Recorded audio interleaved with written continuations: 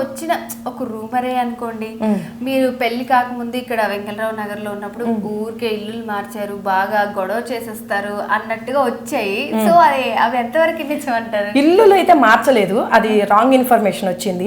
నాకు అసలు ఫస్ట్ నాకు నచ్చని థింగ్ ఏంటంటే ఇల్లు చేంజ్ చేయడం.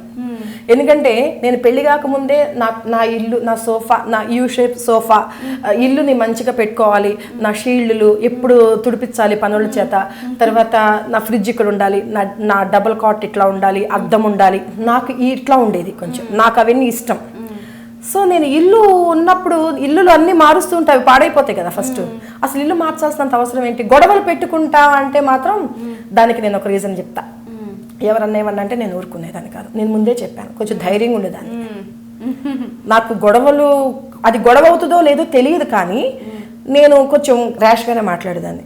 నేను ఒక్కదాన్నే ఉన్నాను కదా పనివాళ్ళతో, నాకు అమ్మ నాన్న లేరు కదా నాతో పాటు, వచ్చిపోతుండే వాళ్ళు అంతే. నాకు వెనక సపోర్ట్ లేకపోయేసరికి నాకు నేను ధైర్యం తెచ్చేసుకున్నా.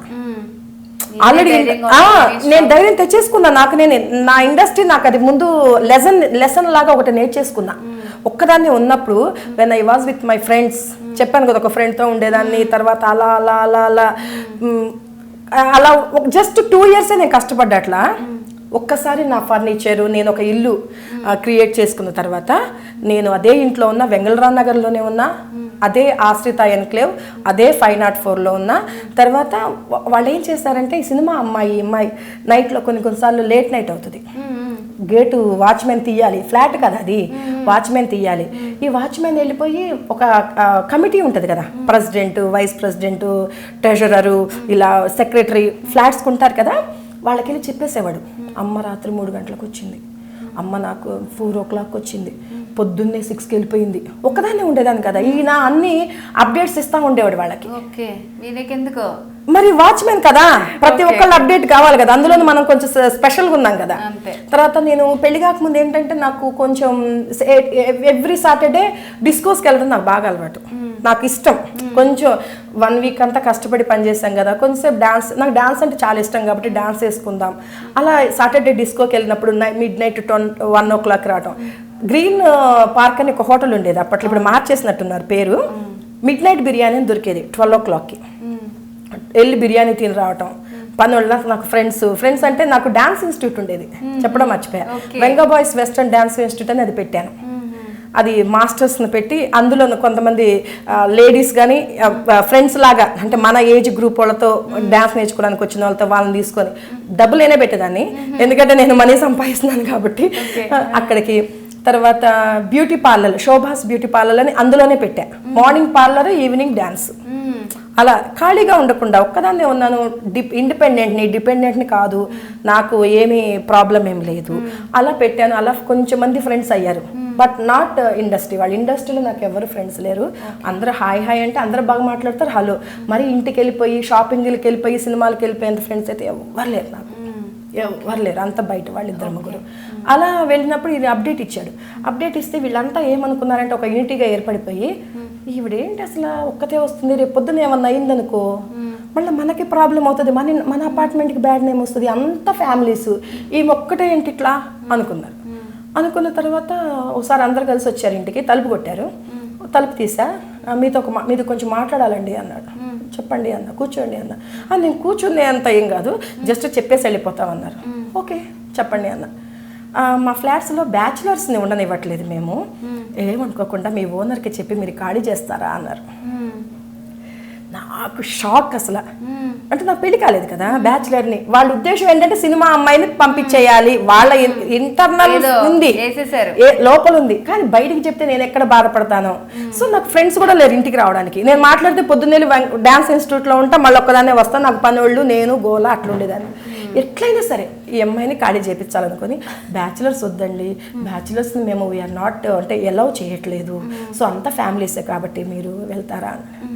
దాన్ని నేను కొంచెం ఛాలెంజింగ్గా తీసుకొని బ్యాచులర్నా నేను ఏం తప్పు చేస్తున్నానని నన్ను వెళ్ళిపోమంటున్నారు అంటే, ఒక సినిమా ఆర్టిస్ట్ అనేగా మీకు బాధ, మరి నా సినిమా షూటింగ్స్ని బట్టి నేను అదే టైంకి రావాలి, నేను ఎక్కడ ఉంటాను.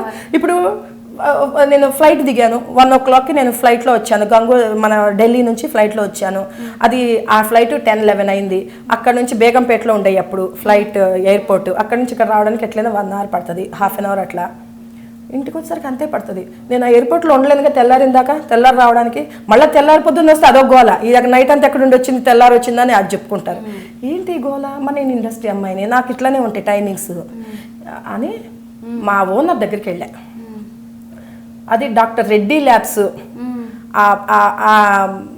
అంటే ఓనర్ వాళ్ళ అమ్మాయిది, అంటే వాళ్ళకి సంబంధించింది. అది డాక్టర్ రెడ్డి ల్యాబ్స్ వాళ్ళకి సంబంధించింది.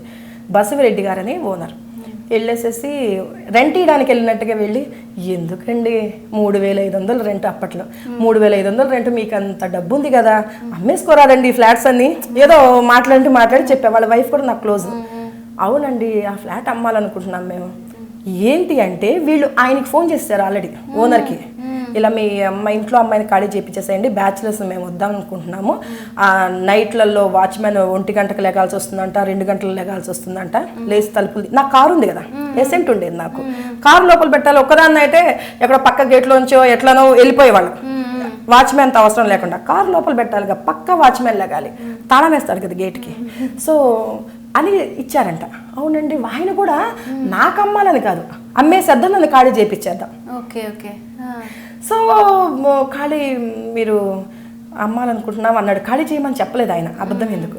సో అవునా అండి, నాకే అమ్మొచ్చు కదండి అన్నా నేను. అప్పట్లో 7.5 lakh ఆ ఫ్లాట్.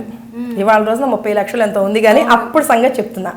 7.5 lakh అంటే అప్పుడు డబ్బులు కూడా ఎక్కువే కదా. 7.5 lakh అంటే నాకు ఎక్కువే, ఒక్కదాన్నే ఉండేదాన్ని కాబట్టి. మా డాడీకి ఫోన్ చేశాను. ఓకే, బట్ రిజిస్ట్రేషన్ అయ్యే వరకు ఫ్లాట్స్లలో ఎవరికి తెలియకూడదు అన్నాడు ఆయన. ఎందుకంటే నేను అంటే టైం టు టైం రెంట్ ఇచ్చుకుంటా వచ్చాను కదా, నా అంత మంచి టెనెంట్ ఎవరు ఉండుండరు అంతకుముందు. సో ఏ ఓనర్కైనా అదే కావాలి, టైం టు టైం మంచి ఇంట్లో అందరితో మంచిగా ఉండాలి సొసైటీలో, అండ్ ఏం పిచ్చి పనులు చేయకూడదు, టైం టు టైం రెంట్ ఇవ్వాలి. ఎవరైనా అదే కదా కోరుకునేది. సో ఆయన ఒక్కటే మాట అన్నాడు, మీకు నేను ఇస్తానండి, కానీ రిజిస్ట్రేషన్ మీ పేరు మీదకి అయ్యే వరకు ఎవరికి చెప్పొద్దు. సరే సార్. మా డాడీకి ఫోన్ చేశా, టక్క ఎక్కడ ఏ లోను గీని ఏమీ లేదు, ఇక మొత్తము మనీ గ్యాదర్ చేసేసుకుందాం. కార్ పార్కింగ్ ఒక 50,000 అన్నాడు. ఓకే అనుకుందాం. అంతా గ్యాదర్ చేసేసుకొని ఒక్కటేసారి మనీ ఇచ్చేసేసి ఫ్లాట్ రిజిస్ట్రేషన్ అయిపోయిన తర్వాత వీళ్ళకి అర్థం కావట్లా, ఇవిడికి ఇన్ని చెప్పాము ఖాళీ చేయట్లేదేంటి, చెప్పి 1 month అయిపోయింది, 2 months అయిపోయింది, ఆయనకు కూడా ఫోన్ చేస్తున్నారు, ఏంటండి మీ ఆవిడ ఖాళీ చెప్పండి. ఖాళీ ఉన్న పని ఎవరు చేపిస్తారు, కనీసం ఒక 2-3 months అన్న ఇస్తారు కదా ఇల్లు చూసుకునే వరకు. పాపం ఒక్క ఆడపిల్ల అంటే ఆయన చెప్పుకొస్తున్నాడు. నాకేమో డైరెక్ట్గా ఖాళీ చేయమని నాకు చెప్పలేకపోతున్నారు. ఎవరైనా 2 months టైం ఇచ్చి, అమ్మ 2 months అడ్వాన్స్ అంత అయిపోయింది కదా, నెక్స్ట్ ఖాళీ చేయి అని చెప్తారు ఎవరైనా సరే, అది రూలు. 2 months అయిపోయాక వీళ్ళు నన్ను అట్లా అడగకుండా ఏమి అంటే తెలివిగా వాచ్మెన్ పంపించి కింద మేము పేర్లు రాయిస్తున్నాము, అంటే ఫ్లాట్స్ ఓనర్స్ పేరు రాయిస్తున్నాము, ఈ పేపర్ మీద మీ ఓనర్ పేరు రాయించండి అని పంపించాడు. అసలు ఎంత అంటే నిజంగా వాళ్ళకి ఎంత షాక్ ఇచ్చానంటే, నిజంగా దేవుడు నా ఎందున్నాడో ఏమో మరి. ఓనర్ పేరు రాయి, అమ్మ శోభమ్మ మీ ఓనర్ పేరు అంట రాయమంటున్నారు. వాళ్ళకి తెలియదా నా ఓనర్ పేరు? రాసుకోలేరా? నేనే రాసి ఇవ్వాలా? అందరు రాసేసారు. నేను ఓనర్ పేరు రాయమంటే శోభారాణి అని రాశా ఓనర్ పేరు. అప్పుడు పండింది సినిమా సీన్. నేను ఎప్పటే చెప్పలా. ఆయన వెళ్ళిపోయి ఇచ్చేసాడంట. ఆయనకి పేర్లు ఇంగ్లీష్లో తెలియదు కదా వాచ్మెన్కి, ఇచ్చేసాడు. ఆవిడ టెనెంట్ పేరు కాదు, ఓనర్ పేరు రాయించుకురమ్మన్నారు. మళ్ళీ వచ్చాడు పేపర్ వేసుకొని, అమ్మా నీ పేరు కాదంట, టెనెంట్ అద్దెకుండే వాళ్ళ పేర్లు కాదమ్మా, ఓనర్ పేరు అంట రాయమని చెప్పి, నేనే ఓనర్ని వెళ్ళి చెప్పుకోపో అన్న. పడింది మళ్ళా మామూలు పంచి కాదు. ఏ ఇంట్లోదైతే ఉంటున్నానో రెంట్కి అదే ఇంటిని కొనేసేసి నా పేరు రాసేసి శోభారాణి అని చెప్పి రాసి ఇచ్చి పంపించాను. పంపించగానే వాళ్ళు షాక్ అయిపోయి వచ్చారు పైకి. ఇద్దరు ప్రెసిడెంట్ సెక్రటరీ వచ్చేసి పైకి, మేడం మీ పేరు రాశారేంటి, కొన్నారా? అప్పుడు పొలైట్గా మాట్లాడేస్తున్నారు. అప్పుడు అసలు అమ్మ నేనా యాక్ట్ చేస్తుంది మీరా నాయన అనుకున్నా మనసులో. యాక్టర్స్ నేనా మీరా? మిమ్మల్ని తీసుకెళ్తే ఒక సినిమా చేస్తే మంచిగా 100 days ఆడుతుంది, అంత యాక్టింగ్. కూర్చోవచ్చా మేడం? కూర్చోండి అన్న. మీరు కొన్నారా? ఎంత కొన్నారు? ఎంత? నేను చెప్పా 10 lakhs కొన్నాను. ఓకే రిజిస్ట్రేషన్ అయిపోయిందా, మీ పేరు మీద పడిపోయింది, లేదంటే మీ డాడీ పేరు మీద, మీకు దేనికండి, నేను రాసిచ్చాను, మీరు ఆ పేరే రాయండి ఓనర్స్ అసోసియేషన్లో కే శోభారాణి అంతే. అప్పటి నుంచి ఇక నాతో అసలు నన్ను వైపు కూడా చూడరు ఎవరు. నేను జమ్మన అప్పటిదాకా వాచ్మెన్ తీసేవాడు, కొన్నిసార్లు కొంచెం గేట్ ఇట్లా ఉందనుకో, ఆ కోపం మీద కార్తో గుద్దేసేదాన్ని గేట్ని, అంత కోపం వాళ్ళు అంటే. ఎందుకంటే ఓనర్ని నేను అక్కడ, నేను ఆ ఫ్లాట్ ఓనర్ని, నువ్వు ఎలా ఓనరో నేను అలాగే. నువ్వు గేట్ తీయమంటే వాచ్మెన్ గేట్, ఈవెన్ నేను ఇచ్చిన మెయింటెనెన్స్ డబ్బులతో మన వాచ్మెన్ని మనం పోషిస్తున్నాం, వాడు తీయాలి, he has to come and open the door అని అనుకున్నా. వెంకటయ్య ఆయన పేరు, రా ఎంత గట్టిగా పిలిచేదాన్ని అంటే, ఇప్పుడు అన్నావు కదా గొడవలు పెట్టుకున్నా, ఎస్ అక్కడ స్టార్ట్ అయిపోయింది నాకు గొడవలు మామూలుగా పెట్టుకునేదాన్ని కాదు.